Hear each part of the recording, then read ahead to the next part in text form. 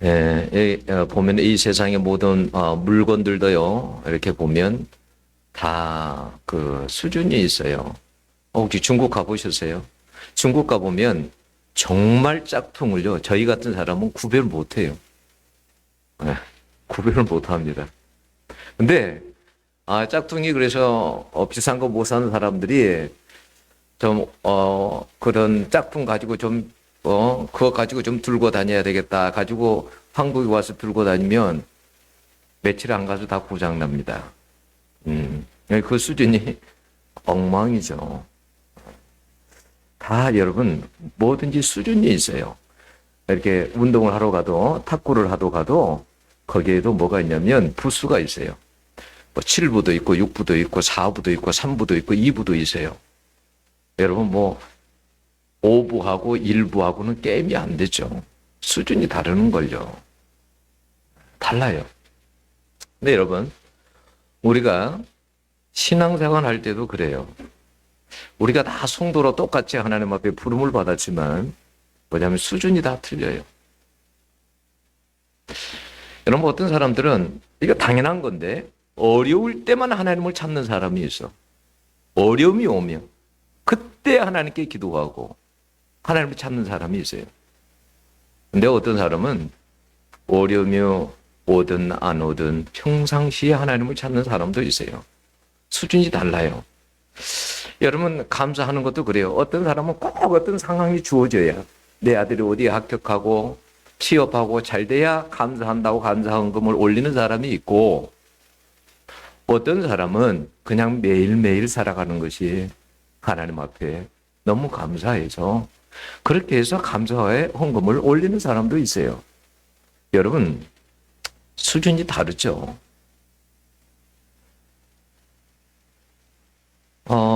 사람들이 그래요. 살아가는 것도 가만 보면 그래요. 다. 살다 보면 사람들이 그 도덕적인 수준도 다르고요. 인격적인 수준도 다르고, 생활의 수준도 다르고, 영적인 수준들이 다 달라요. 제가 한경직 목사님의 그 생애와 사상 책에 보면, 어느 날 명절이 돼가지고 어린아이들이 세배를 하러 와요. 근데 한경직 목사님이 어떻게 했냐면, 한경직 목사님이 그 아이들을 이렇게 맞으면서 아이들이 세배할 때 일어나가지고 앉더니 맞절을 해요. 어린아이들인데 그 어린아이들이 세배를 하는데 맞절을 해요. 좀 남다르죠. 네. 그만큼 낮은 마음으로 네, 그렇게 사셨다라는 거예요.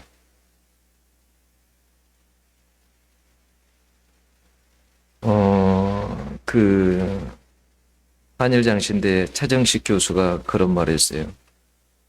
목사도 목사의 수준론을 이야기했어요. 목사도 수준이 있다. 수준론. 그러니까 다 같은 목사가 아니라는 거예요. 겉모습이 여러분 수준을 결정하는 것이 절대 아니에요. 뭐 그 사람이 얼마나 부자인가, 많은 것을 가졌는가, 많은 것을 배웠는가, 거기에 여러분 수준이 결정되는 건 아니에요. 얼마나 예수님의 인격을 담고 예수님의 마음을 가지고 목사로 사는가 이런 게 중요한 거예요. 여러분 부름받아 나선 이번 찬송가 있잖아요. 악을 골짝 핀들에도 복음 들고 가오리다. 소돔 같은 거리에도 여러분 목사가 우리 신학교 들어가고 막 그 찬송을 힘있게 부르거든요. 응? 막 사명감에 넘쳐가지고 확 부름받아 나서니 뭐 어디든지 가겠다고 그러거든요. 이제 졸업할 때 되면 4학년 때 되면 그 찬송이 힘있게 안 나와요. 부름받아 나서니 몸 골라 가고 싶네. 잘 안 나와. 응? 다 좋은 데 가고 싶죠. 그잖아요.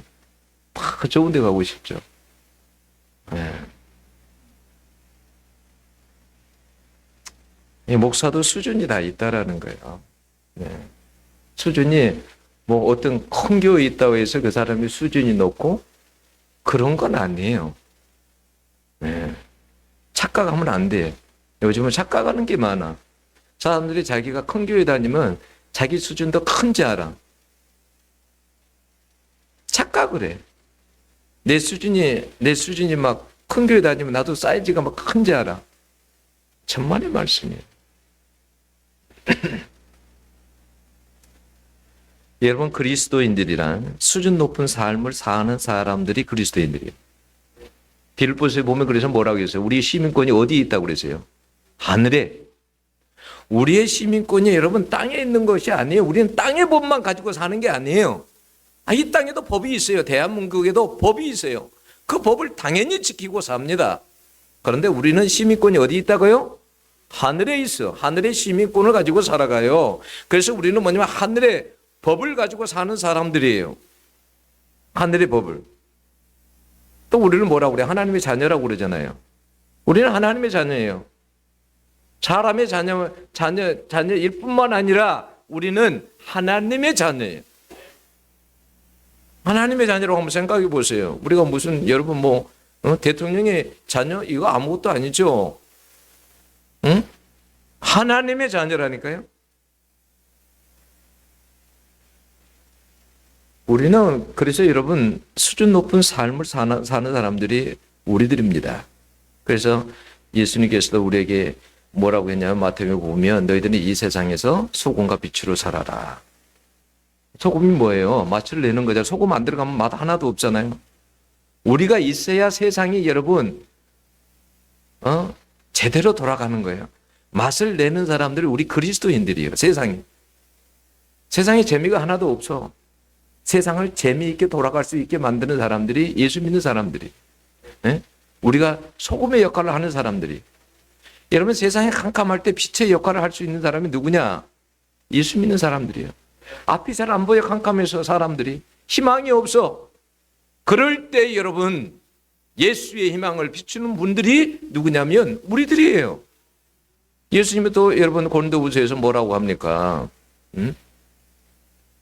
너희들은 그리스도의 향기다 그래요. 향기 다 다르죠. 여러분 엘리베이터 이렇게 타면 누군가가 좋은 향수를 몸에 뿌리고 이렇게 있으면 냄새를 한번 맡게 돼요. 냄새 좋다. 저게 무슨 향수지? 저거 무슨 향수지? 주님의 향기래요. 나의 향기가 아니고 주님의 향기. 주님의 향기가 어떤 향기인지 알겠죠? 우리 주님에게는요, 여러분, 진실함의 향기가 있고요, 정직함의 향기가 있고요, 온유함의 향기도 있고요, 사랑의 향기가 있습니다.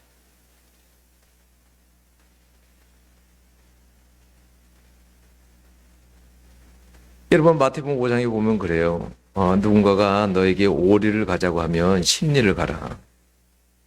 그럼 얼마나 감동이겠어요? 제가 병원에 입원했었는데 그 근방에 있는 목사님에게 전화를 걸었어요. 그랬더니 목사님이 그래요. 목사님 몇 시에 퇴원이야? 몇 시에 퇴원인데요. 목사님 그래? 그럼 내가 차를 끝까지 가지고 갈게. 내가 이따가 집에까지 태워다 줄게. 나는 태워다 줄지는 몰랐거든. 거리가 꽤 되니까.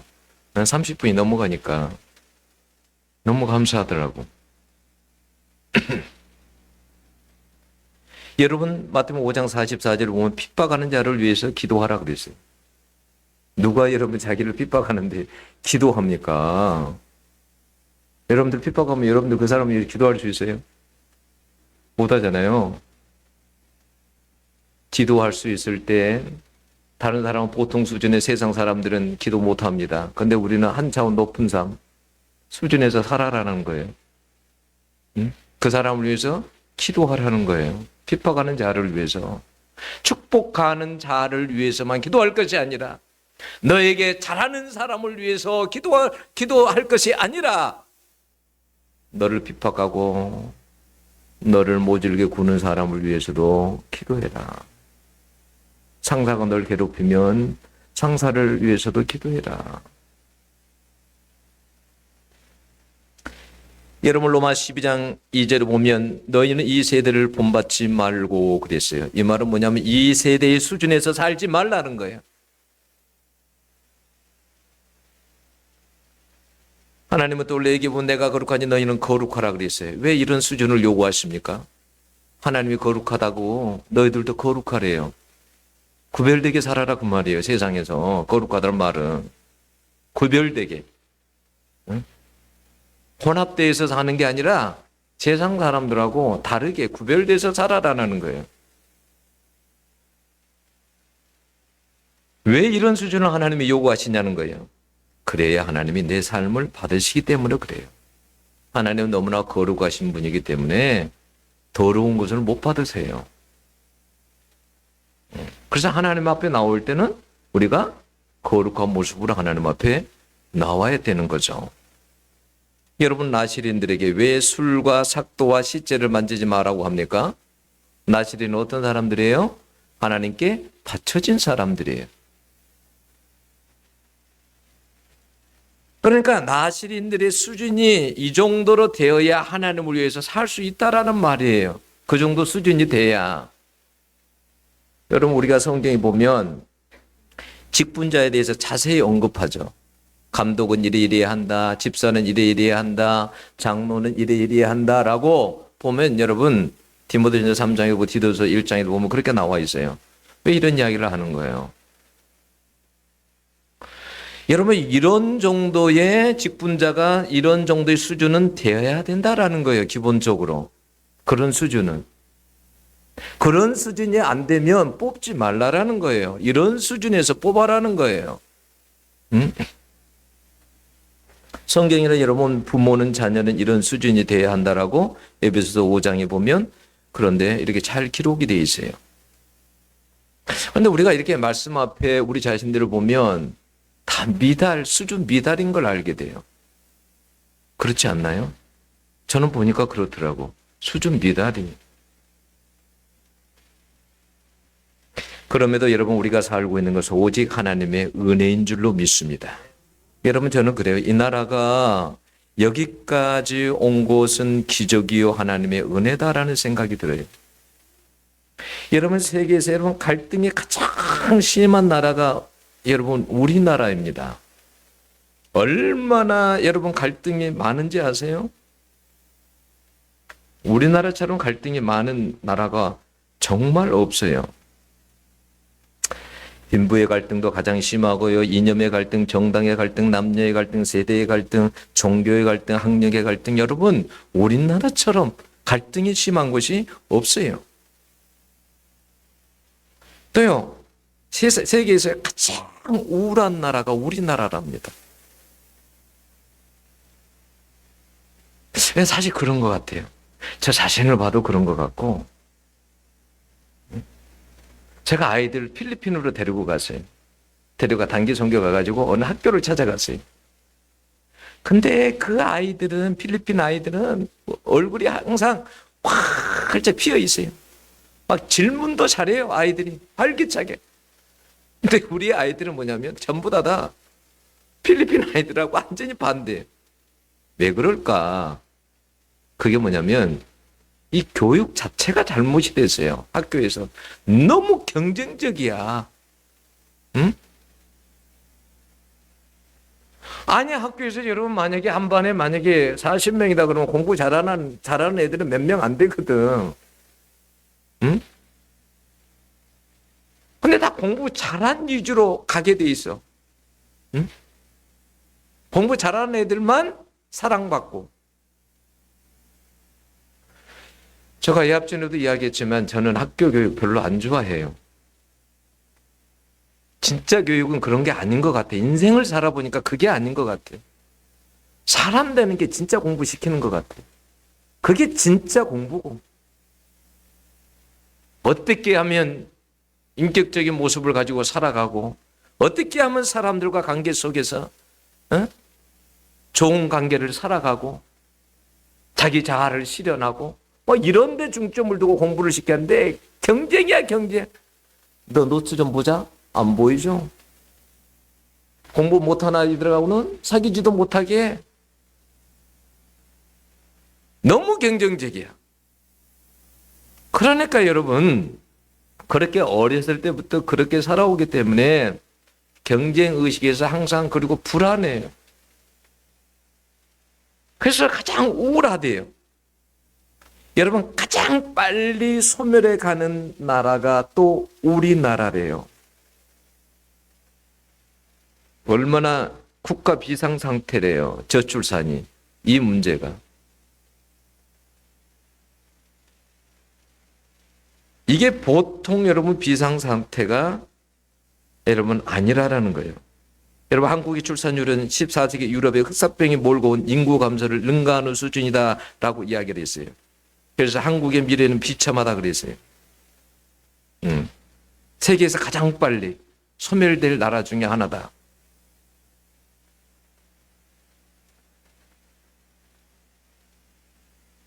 우리가 겉으로 보면요, 대한민국은 너무너무 잘 살죠. 그죠? 여러분 1950년대 1인당 국민소득이 67달러였습니다.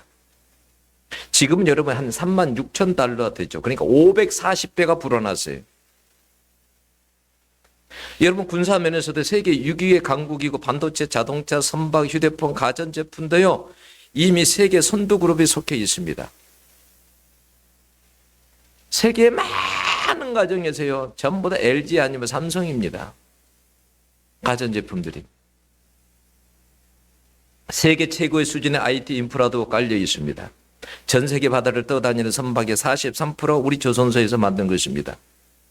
의학기술이요 세계 최고 수준이고 한국인 평균 수명이요 83.5세로 일본 다음으로 세계에서 두 번째입니다. 여러분 치안이 세계에서 가장 잘 되어 있는 나라며 어디를 가든 대한민국 사람들을 가장 좋아하는 문화 강국입니다. 1995년 고 이건희 삼성 회장이요 베이징에서 그랬어요. 기업은 이류고 정치는 사류다라고 말했어요. 정말 그런 것 같아요. 30년 가까이 지나서도 한국 정치는 여전히 삼류도 아니고 사류에 머물러 있는 것 같아요.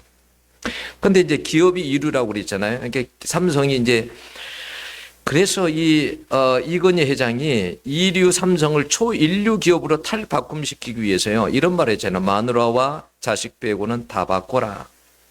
그렇게 강도 높은 계획을 추진을 했어요. 그 결과 삼성은 반도체, 휴대폰, TV 부문의 세계 1위 기업으로 도약할 수 있었어요. 물론 지금은 아니죠.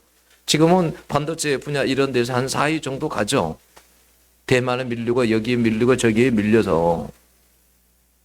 우리가 겉으로 보면 여러분 우리는 너무 여러분 세계에서 세계 사람들이 부러워할 만큼 그렇게 살아갑니다. 그런데 지금 우리 대한민국은 여러분 건강치가 않아요. 지금 대한민국 정치를 보면 너무나 불안하고 혼돈이에요. 제가 2주 전에 이야기했죠. 총체적인 부패라고. 총체적으로 부패해요. 가장 무질서하고 가장 정의가 없으며 도둑들의 소굴이고 범죄자들이 득실되는 곳이요. 자기 밥그릇만 챙기고 철저한 이익 집단입니다. 갈등과 싸움, 당쟁, 자격 없는 자들의 집밥소이고 가장 더러운 곳이에요. 협치는 사라지고 국민들이 정치인들을 걱정하고 있어요. 정치인들이 국민들을 걱정해야 되는데 거꾸로 국민들이 정치인들을 걱정을 해요. 국민들은 살기가 너무 어렵다고 하는데 자기들 봉급도 올려. 응? 국민들도 분열이 되어가지고 서로 미워하고 정죄하고 촛불과 태극기로 모여서 난리가 아니에요. 요즘 보면 페이스북이나 이런 데도 보면 얼마나 웃긴지 몰라요. 왜 그렇게 목사들이 그런 데 관심이 많은지 몰라요. 저는 솔직히 말하자면 페이스북 할 때 어떤 사람도 다 받아줍니다. 상관하지 않아요. 제가 한 번은 그렇게 말했습니다. 목사님들에게. 목사님들 교회에도 그러면 다 다르게 있는데 그러면 원하지 않는 사람들은 다 쫓아내야 됩니까? 교회조차도 다 이 사람도 있고 저런 사람도 다 있는데 정말 예수님이 생각한 그런 게 아니에요.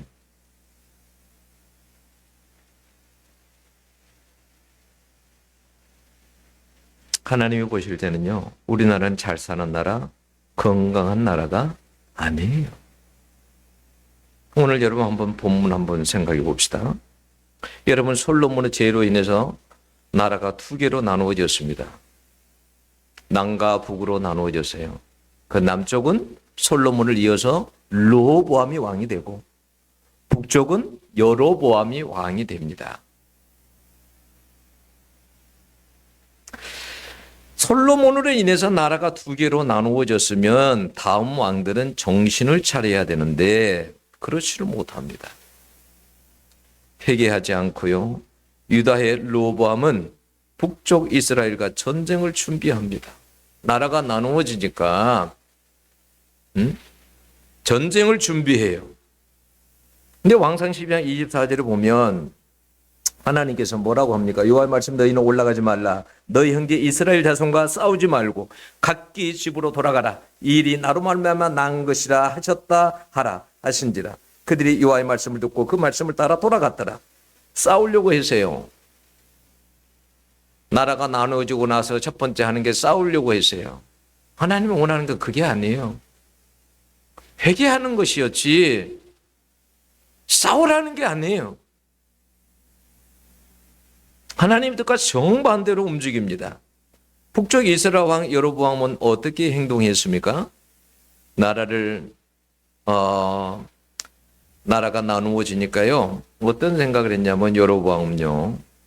이러다가 내가 내 백성들이 이제는 예루살렘이 저 남쪽에 있다 보니까 무슨 절기만 되면 예루살렘으로 내려가겠지? 이러다 보면 어떻게 보면 이러다 보면 내 자리도 유태해. 그러다가 저 사람들이 나를 죽일지도 모르겠다. 이런 생각까지 해요. 그래서 어떻게 하냐면 금송아지 우상을 베델과 단에 세워서 이스라엘 백성들을 섬기게 합니다. 하나님이 가장 싫어하는 우상을 세웁니다. 어쩌면 하나님의 뜻과 그렇게 정반대일까요? 여러분, 자기가 기준이에요. 그래서 자기 생각대로 하는 거예요. 내가 하나님 앞에 바로 서려고 노력을 해야 되는데 하나님이 어떤 것을 좋아할까? 여러분 항상 그런 생각하세요. 어떤 어려움들이 있을 때 다른 생각하지 마세요.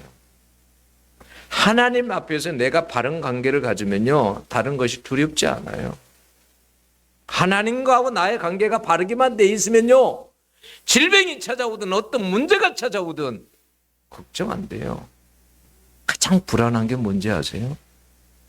하나님과 관계가 바르게 돼 있지 않다는 게 가장 불안한 거예요.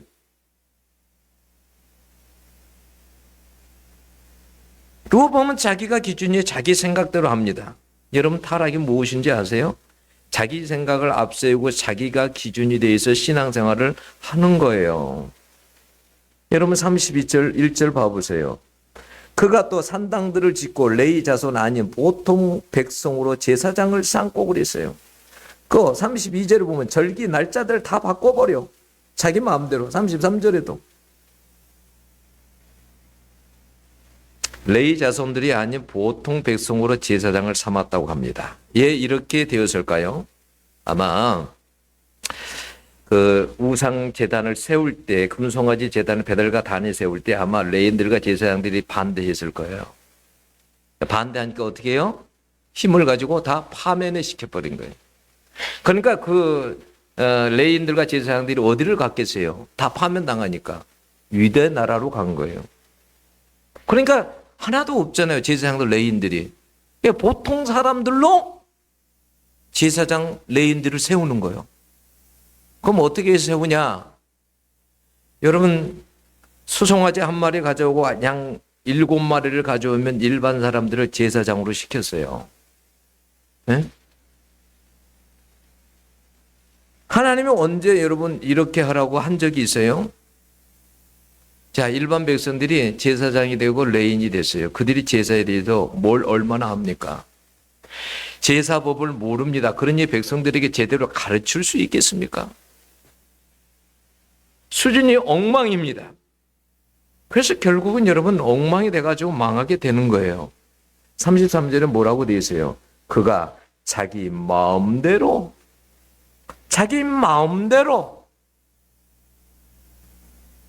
하나님의 법대로가 아니에요. 자기 마음대로예요.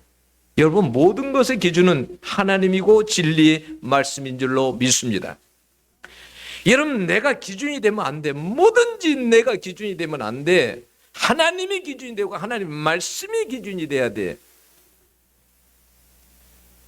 여러분 내가 말씀에다가 맞추어야지. 내 상황, 이 경험에 맞추면 바른 신앙생활을 할 수가 없어요.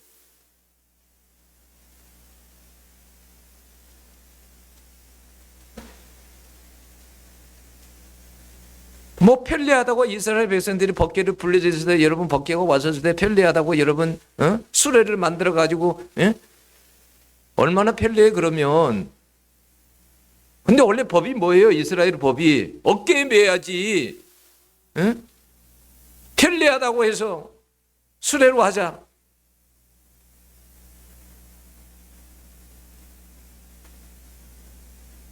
이게 바로 여로보암의 죄예요. 여로보암의 죄는 뭐냐면 우상을 만들어 가지고요. 이스라엘 백성들에게 우상에게 마음을 향하게 하고 하나님께 향하지 않게 해서 하나님과 관계를 멀어지게 만들어 버리는 거예요. 그게 여로보암의 죄예요. 여러분 성경을 읽다 보면요. 여로보암의 죄에서 떠나지 아니하였더라 이 말이요. 이스라엘 역사에서 여러분 얼마나 많이 반복돼서 나온지 아세요? 이 죄가 얼마나 그리고 큰지. 그것은 실패의 역사를 반복할 뿐이에요. 여러분 한국 교회 교인들이 왜 이렇게 타락할까요? 하나님의 기준이 아니에요. 다 자기가 기준이에요. 자기 생각, 자기의 상황 속에서 살기 때문에 그래요. 그래서 수준이 떨어지는 거예요. 근데 그럼에도 불구하고 회개하지 않아요. 여러분 저는 이번 일로 계엄 하는 일을 통해서 보면서 지금은 여러분 정치의 문제가 아니에요. 영적인 문제, 죄의 문제예요. 회개해야 할 시간이에요. 요즘 제 마음에 계속 드는 마음도 뭐냐면 회개하라는 거예요. 그래서 계속 금식하라는 마음을 주는 거예요. 그래, 금식기도 해야 되겠다. 내가 이런 상황 속에서 목사가 금식도 안 하고 이렇게 이런 것은 죄지. 이럴 때 금식하고 눈물 흘리고 기도해야 되지.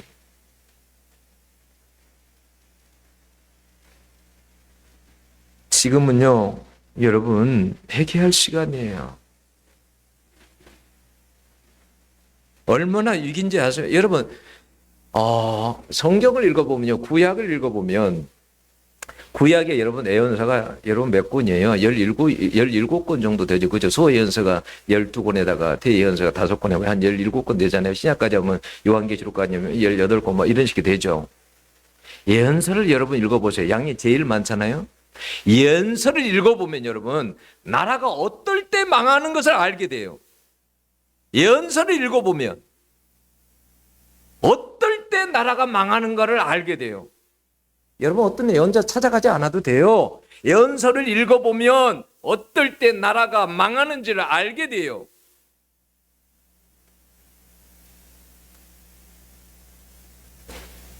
그런데요, 제가 예언서를 읽어보고 느끼는 것은 뭐냐면 지금의 대한민국은 너무나 큰 위기라는 거예요. 근데 다 속고 있는 거예요. 우리나라가 부자 나라 맞습니다. 부자 나라라고 해서 안 망하는 게 아니에요. 이스라엘이 가장 부강할 때 호세아 아모스일 때 가장 타락했어요. 가장.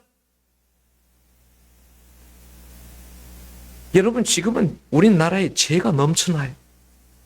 정치인들도 다 종교인들도 성도들도 국민들도 다 얼마나 더러운지 아세요? 저는 그런 이야기를 매일 듣습니다. 정말 어제 우리 아들한테도 별 얘기를 다 들었는데 그 말을 정말 해야 될까 말아야 될까? 근데 그런 일은 아무것도 아니야. 얼마나 더러운지 이 나라가. 야, 그 말을 못 하겠네. 응? 근데 얼마나 더럽냐면 이 나라가 지금은 다 애인 하나씩을 두고 있어. 남자가 되든 여자가 되든.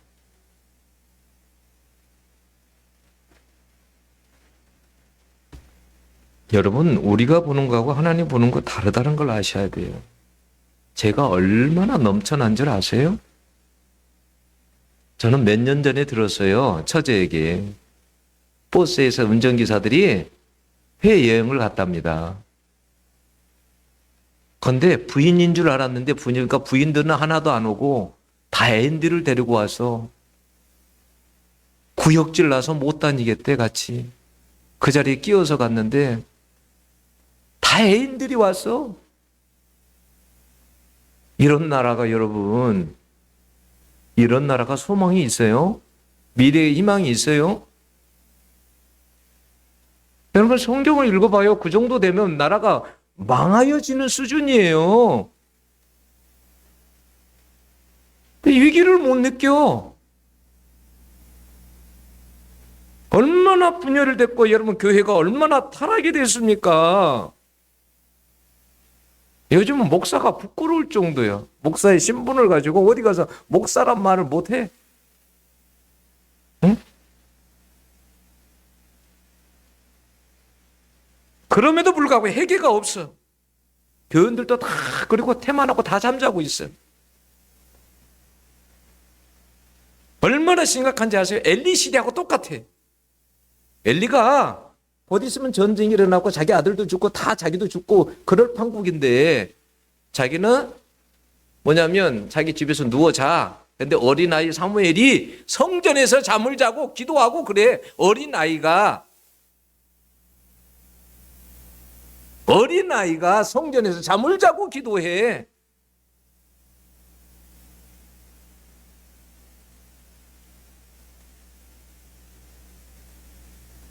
우리의 영적인 수준 모습이 어떤지 아세요? 하나님께서 경고를 해도 몰라. 얼마나 나태하고 눈이 멀었는지 다 잠자고 있어요. 전부 다 잠자고 있어요. 다. 정신을 못 차려. 나라가 어느 정도 지금 되는지, 어느 정도, 제가 표현 한번 해볼까요? 이런 표현을 내가 쓰고 싶어요. 어떻게 되냐면, 이게 왔다 갔다 해. 이게. 왔다 갔다. 이게.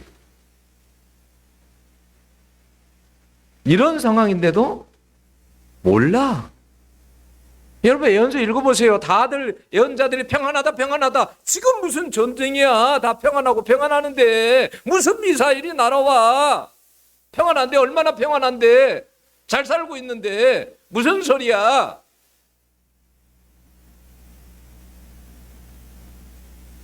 영적으로 보면 우리의 모습들은 여러분 너무나 비참합니다.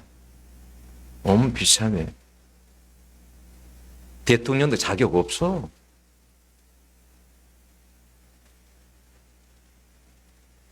지도자들도 자격 없어. 누가 누구를. 전부 다 죄인들이 말이야. 그잖아요. 정치판이 그 정도인데. 그런데 여러분 이게 얼마나 마음 아픕니까? 울어야 되는데 안 울어. 성도들이 교회에 와서 이불 가지고 와서 누워서 기도하고 지금 이래야 되는 지금 살까 말까 하는 판국인데 저는요 정말 보면 하나님이 아직까지도 얼마나 그래서 대한민국을 사랑하고 하나님의 기대가 대한민국에 얼마나 큰지 몰라.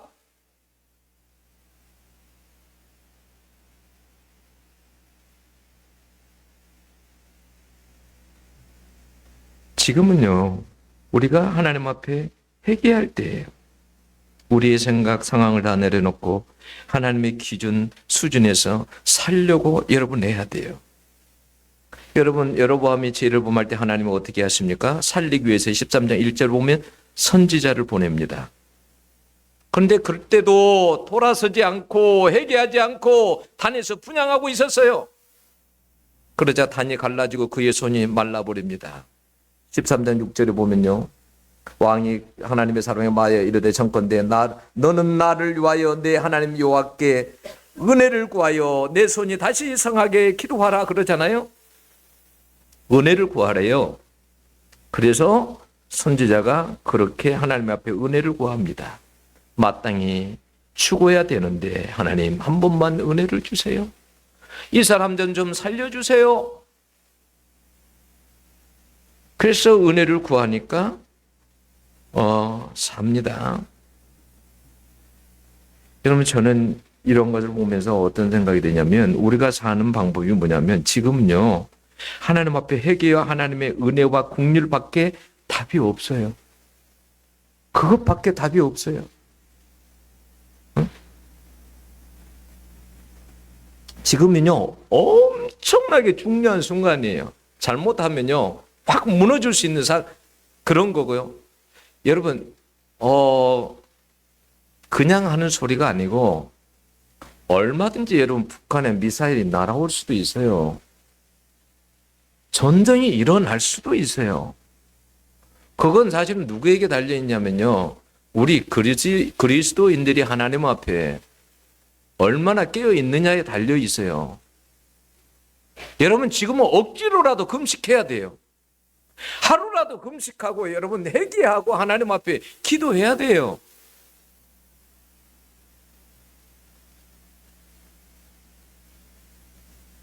기회를 여러분 놓치면 안 돼요.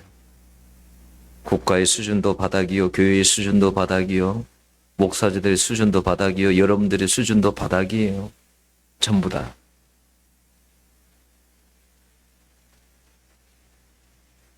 하나님께서 지금은요. 하나님께서 막 흔드시는 거예요. 깨어라고. 흔드시는 거예요. 그런데 사람들이 부에 취해가지고 얼마나 잘 삽니까? 이게 부에 취해가지고 전부 다 영적으로 잠자고 살아가는 거예요. 다. 기도하는 사람들이 없어요. 옛날처럼. 기도 안 해요. 망해 가도 잘 몰라. 내가 영적으로 얼마나 비참한지도 잘 몰라.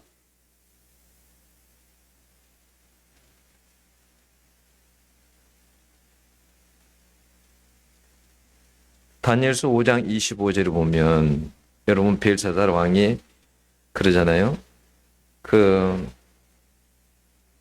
아버지 때 가져왔던 그 성전의 기구들을 가지고 그런 그릇들을 가지고 술을 마십니다. 사람들을 초청해가지고. 근데 벽에 손가락 하나가 나타납니다.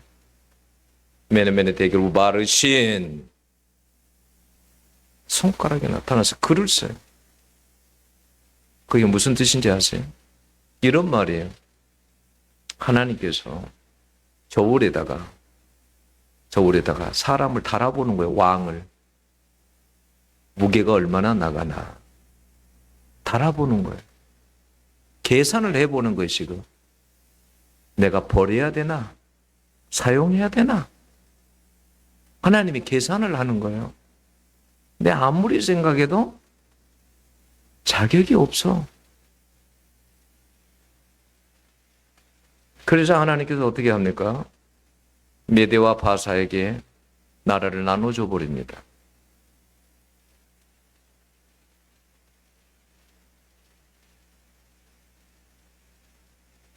벨사살 왕은요, 다니엘이 그렇게 말합니다. 아버지가 하는 것을 당신은 다 보았지 않습니까?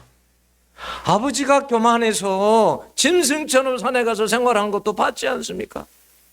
근데 당신은 어찌하여 아버지가 그렇게 하는 것을 봤음에도 불구하고 마음을 낮추지 아니하고 교만하고 어떻게 이렇게 할 수 있습니까?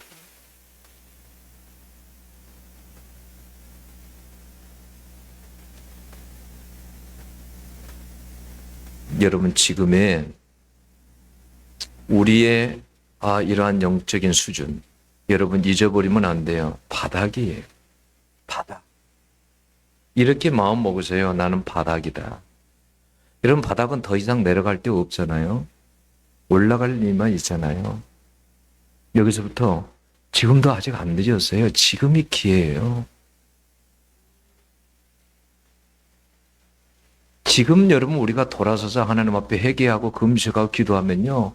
하나님은요. 여러분 여로보암에게도 여러분 어떻게 합니까? 은혜를 구하니까 하나님께서요. 은혜를 주십니다. 보호를 하십니다. 그나마요. 한국 땅에요. 여러분 기도하는 사람들이 아직은 있습니다. 우리 잠잘 때요. 산에 가가지고요. 소나무 붙잡고 기도하는 사람들이 있어요. 여러분 밥 먹고 하루 세 끼 밥 먹고 살아가고 그럴 때요. 여러분 금식하면서요. 기도하는 사람들이 있어요. 그 사람들 때문에 지금 이러고 있는 거예요. 이게 이렇게 있는 거 이게 에? 얼마나 이게 유쾌한지 몰라요. 지금